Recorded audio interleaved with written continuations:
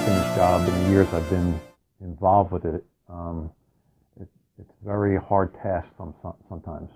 Growing up in this town, seeing your friends' parents in bad shape, or even friends you went to high school with, die. It's not a job for everyone.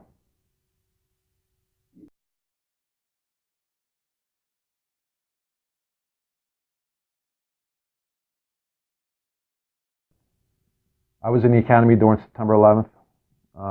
We were just in our week of firearms, and when the news came over, everything just stopped, like the world stopped. And, in the back of your mind is like, oh, I got some friends that work in the World Trade Center. I got relatives that live in the city, and here I can't go anywhere. And then, doing this job, you see a lot of things, and in the past few years, there's been a lot of swatting incidents in our town. And, you get that first call, there's a gunman on the roof, or there's a bomb in a school. And you say to yourself, there's over 1,000 kids in that school. Like, is this the real deal? Is this really going to happen? So it's a big responsibility to go into that school with other patrol guys and make sure everybody's okay. St. John Vianney High School, that was originally our first one, 2014. That's another one you'll never forget. I mean, you've had, like you said, Mozart, FBI, prosecutor's office, police officers from all over towns helping out. And when you get that call that there's a gunman in the school who has a bomb and is looking to harm children, it's surreal. And when you're the initial responders go in the building, there's no hesitation.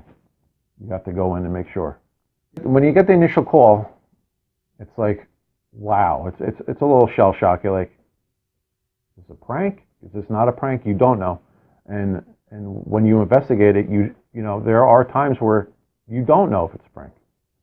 And that first day when it came in, I'll never forget just pulling up and a bunch of us just going in and securing the area and going into the school and checking every single door in that class to make sure everybody's all right.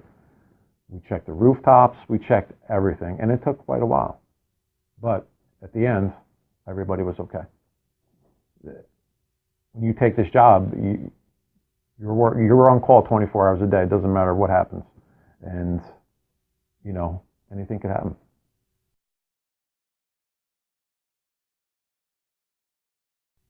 When I first started, I was 6 months into my career, and we had a call for a woman in labor.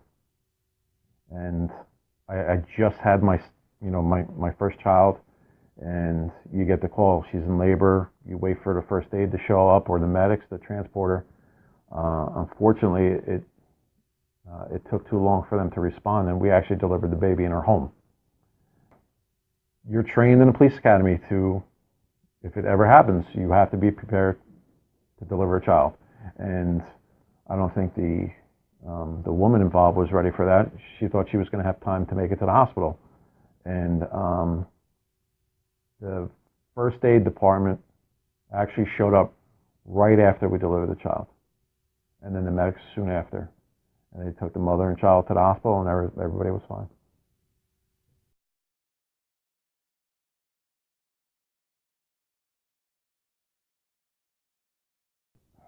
There's that one moment where we got a call of a person submerged in a pool, laying flat at the bottom of the pool. And you show up and you have to go in.